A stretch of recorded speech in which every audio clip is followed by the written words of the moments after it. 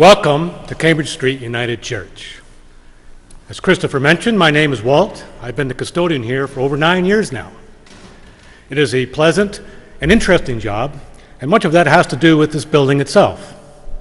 I am fascinated by history, and working here, I'm surrounded by history every day. Take this baptismal font you can see in front of you for one example. It has been in service since 1921. Just think of how many lives have been christened with water from this bowl, and how many have already long since run their course. Yet the font remains, left behind, as this building was left behind by the people who brought it into being so many years ago. You have to wonder sometimes what else might have been left behind. A brief history. Cambridge Street congregation had its beginnings in 1832, holding services in a log cabin that doubled as a schoolhouse at the corner of William and Wellington Streets, just 1 block southeast of here. By 1871, the congregation had grown and flourished to the point where they had the means to erect this impressive building at the staggering cost, if you can believe it, of $12,000. The original building was only as wide as these pillars you see and ended at the wall behind me. But just 15 years later, in 1886, as the congregation continued to grow, it became necessary to enlarge the space.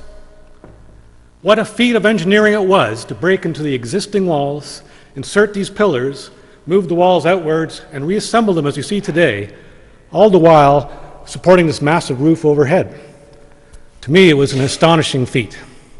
At that time, the back wall was opened up to accommodate the church's first pipe organ. This gallery was added, and a new sloped floor, and all these pews were installed, each pew stamped with the date of manufacture, 1885. In 1930, there came a further expansion with a grand new entrance, and to the west behind me, a parlor room, choir room, classrooms, and offices. And then in 1957, there came an expansive addition to the north, featuring a fully equipped gymnasium that doubled as a movie theater, a theatrical stage, a professional-grade kitchen, and numerous further offices and classrooms. It has become a sprawling complex with many nooks and crannies, architectural anomalies, and hidden places where a custodian could slip away and have a nap, if he were so inclined. But it is back here in the sanctuary where it all began that this building story is told. Try to imagine how many weddings have taken place here over the course of 147 years. How many brides have walked down this aisle? Imagine how many funerals, how many caskets have waited in this space right in front of me. Imagine how many services. For most of its existence, this building would have been packed to capacity every Sunday. For some, this was their only sanctuary. Imagine the tens of thousands of souls that have passed through this place, through the turning of 2 centuries, the passing of 2 world wars, the Great Depression, and countless other conflicts and upheavals, the ever-shifting societal and cultural mores. They came here for comfort and enlightenment, to pray and to worship, to mourn and rejoice. These walls are steeped with the residue of their experiences. And if you listen very carefully, you can still hear their voices echoing in the stillness. Tens of thousands of souls. They all sat exactly where you are all sitting today. Now, my time here began with 2 weeks of training under my predecessor, Garth. But it wasn't until the morning of the last day that Garth and our office administrator, Pam, told me about Hector. Hector is the nickname that has been given to the church's resident ghost. There are many in the congregation over the years who believe they have seen a ghost. Most of the rest of us have at one time or another certainly heard one. Interestingly enough, we learned not long ago while doing research for a historical presentation that a man died during the original construction of this building, fell from the rafters here. Perhaps it is the spirit of this person that people have been seeing. Perhaps it is the spirit of many, because truth be told, despite the singularity of the name, Hector is not necessarily alone. Ghosts have been seen and heard here in many guises: men, women, children, even a cat. But as we don't know the proper names for any of these apparitions, they have all been lumped together into a single entity, Hector. Now, whether one ghost or many, real or imagined, Hector has become a convenient scapegoat for the many strange and sometimes downright inexplicable things that do indeed take place in such an old building. Weird noises, doors that seemingly open and close by themselves, furniture that seemingly rearranges itself, mysterious vapors visible only in photographs, puddles that seemingly form from no discernible source, things that go missing and then just as randomly reappear. Hector has hidden my keys on me more times than I care to admit. Now, I'm not a superstitious sort, far from it. In fact, I tend to be skeptical of the common idea of ghosts. But after that conversation that morning with Pam and Garth, I don't mind telling you, I was spooked. And that afternoon, when Garth went home and I officially took over as custodian, that feeling lingered. Little did I realize how quickly my first encounter with Hector would come. I was standing right here in this very spot, engaged in my first independent duty as custodian, cleaning a bit of a stain off the carpet. Ghost stories still circulating in my mind, when suddenly something touched me from behind, a definite physical sensation. I whirled around to see what it was, but there was nobody there. Hector, I wondered. And then it happened again. And that's when I realized I had my cell phone in my back pocket and it was set on vibrate. Okay, that was no ghost. But it was the first, it freaked me out a little bit, and it was the first of a multitude of things that have freaked me out a little, and sometimes a lot, over the ensuing years. Take this incident from just a little while later, for example. I was vacuuming in the gallery. It was a dreary gray fall day, the lights were off, it was dim in the sanctuary. Suddenly I stopped in my tracks, because down here in the shadowy choir loft, seated in a back pew, I saw the figure of a young girl. She was dressed all in black. She had long, dark hair, and most startlingly, her face was glowing. It took me a moment to realize it was my daughter who dropped in for a visit, and while she was waiting, she was on her cell phone. It was a light from the phone on her face that lit it up and made it look... Okay, neither of those are ghost stories, but that is not to diminish the many things that happen here that are not so readily explained, the many things that make a person stop and go, huh. I mentioned doors behaving oddly. A few years ago, a neighborhood lady was out walking her dog late one evening, not a member of the congregation, and as she passed in front of the church, the front door suddenly began to rattle violently, as if there was someone inside trying to get out. It only happened briefly and then stopped. But it so unnerved this woman that the next day she sought out the head of our property committee, hoping for some sort of explanation of this occurrence. He had none to give. You see, the church had been closed the previous evening. There was no one in the building. And then there are the 4 cupboard doors in Pam's office. Every now and then, they will all swing open at the exact same time. If it was just one door, that'd be easy to explain, faulty latch perhaps. But all 4 doors creaking open all at once. The first time this happened to Pam many years ago, she fled the office in fright, and it took her a good half hour to recover the courage to re-enter. It has happened to her a number of times since, and once to our former minister, who seemed dubious of Pam's story until it happened to him on an occasion when he was alone in the office. Pam just has gotten used to this. It's just Hector playing his tricks, like the tricks he plays on our security system. A little over a year ago, we had cameras installed in the areas of the 4 entrances to the church. These cameras, so that when Pam's alone in the building, she can see who might be entering via a monitor in her office. These cameras are motion activated, meaning that naturally that they'll only start filming if something moving is detected within their field of vision. They are also equipped with night vision capabilities so they can see in the dark. Every morning, when Pam arrives for work, she'll start up her computer, and her security window will open up and let her know that motion had been detected numerous times through the night. But whenever she checks the footage, there's nothing to see. Only empty hallways, empty stairwells. Who knows what is disturbing this camera through the night? We just blame Hector, as we blame Hector for so many things. Those of us who work here, who spend the most time here, have gotten quite used to Hector.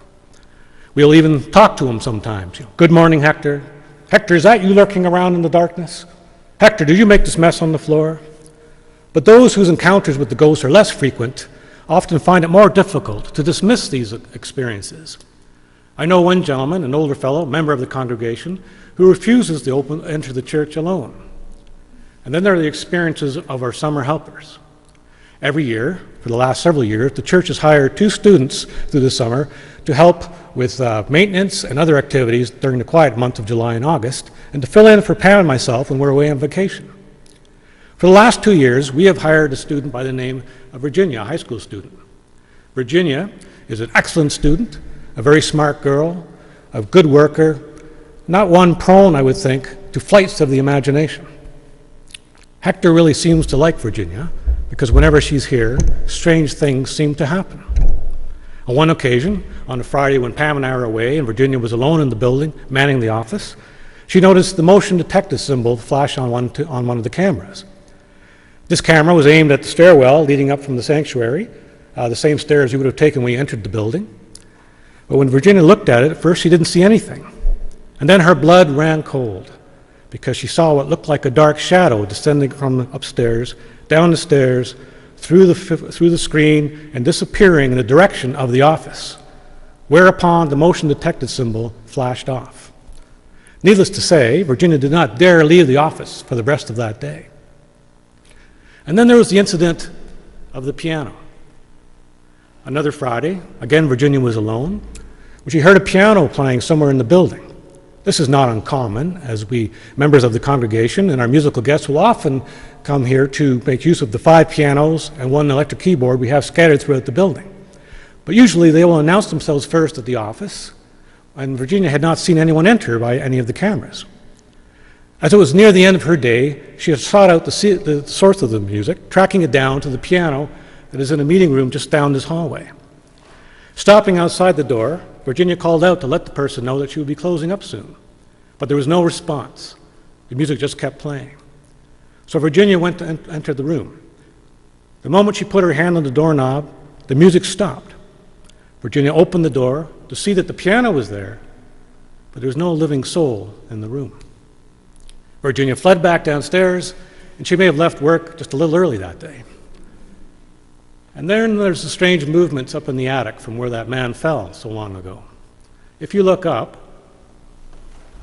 you will see 3 architectural features in the ceiling. These are air vents. They knew what they were doing in the 19th century when they designed these buildings. These vents were designed to draw the hot summer air up into the attic and out vents on either side of the building. For some, in the wintertime, these vents were blocked with insulation, but for some reason, years ago, long before I started here, this practice of opening them in the summer was stopped, and the vents remained closed year-round. It was as if they had forgotten or abandoned the practice. But 3 summers ago, we decided to open the center vent to restore it to its original function and hopefully increase the ventilation here during the summer, the hot summer.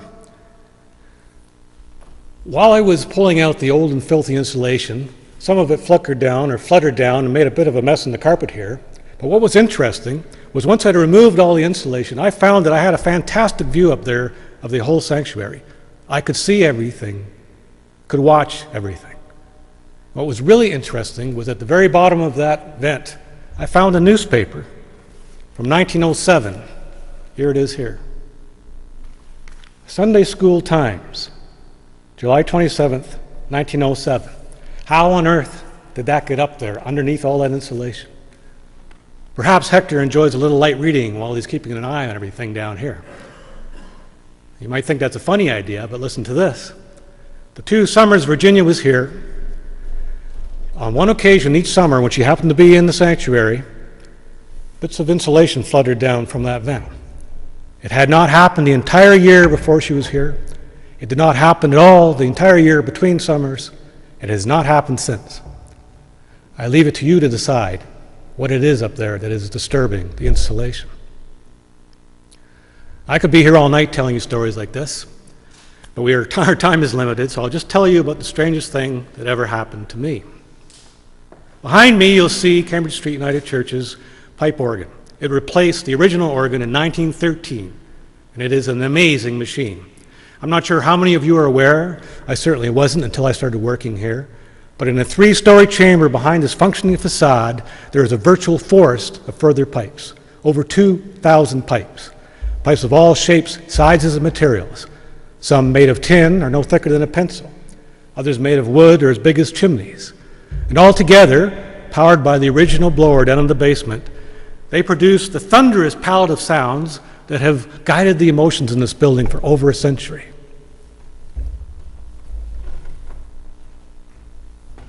I play a little piano, and every now and then I like to dabble on the organ.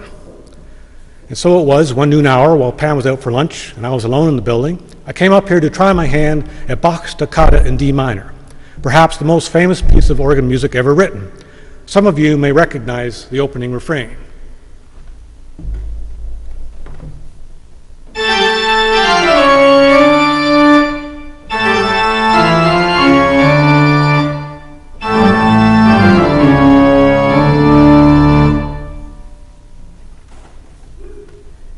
It was the dead of winter. All the windows were closed. The church's furnace was running at full capacity. It was warm in the sanctuary.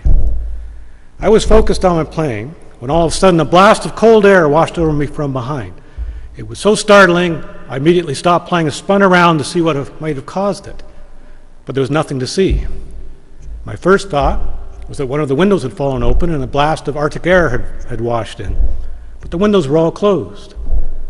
I waited to see if it would happen again, but there was nothing. And if you're thinking that it might have come from the vent up there, this happened long before the insulation was removed. I really have no explanation for that, except that perhaps Hector did not appreciate the way I was mangling Bach. Now, I hope you're not too disappointed when I tell you that I personally have never seen a ghost here. I have been in every corner of this building, from the attic, as I've mentioned, to the medieval dungeon-like basement. I've crawled under the floors, I've wriggled through tunnels, I've been in every dark place in this building and have never seen a ghost. Perhaps I lack the ability to see them that some people seem to possess.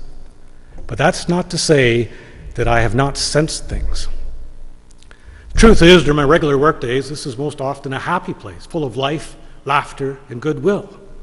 The rooms occupied by the many groups to make use of our facilities, lovely singing voices, music lessons in the afternoon. You may have heard some of the choir rehearsing just now. The bustle of exuberant children and busy folk rushing up and down the hallways. But on those occasions late at night, when the doors have closed behind the last people to leave after one event or another, and I suddenly find myself alone, something in the atmosphere of the place changes. To me, it is a strange and irksome thing as it offends my perceptions of common sense, and yet it's there. I can't help but feel it, a sudden eeriness. My rational mind tells me that this is some primal instinct that kicks in when one is alone, a heightened awareness of potential danger, but what could be dangerous here? This is a church, after all. Nonetheless, as I begin to make my rounds, securing the building for the evening, I begin to grow uneasy, wary of the shadows and dark corners. I'll begin to see things out of the corner of my eye, things that are moving, yet when I look, there's never anybody there. And the mundane sounds one hears through the course of a day, voices talking, footsteps walking, doors creaking, they sound very different if you hear them when you know that you're alone in the building. And the church's antique heating system, it bangs and it clangs, it moans and it groans. And when you're alone, it begins to sound like it's calling your name. And inevitably, I'll get that sensation we all know, that prickling on the back of my neck, that feeling like I'm being watched. I'll turn and look, but there's never anybody there. And on those occasions, I'll look out over the dim and silent sanctuary, over the row upon row of empty pews, and wonder if something is looking back at me. I love this building, the mystery it contains, what it represents, love, hope, and mystery. Thank you for letting me share it with you.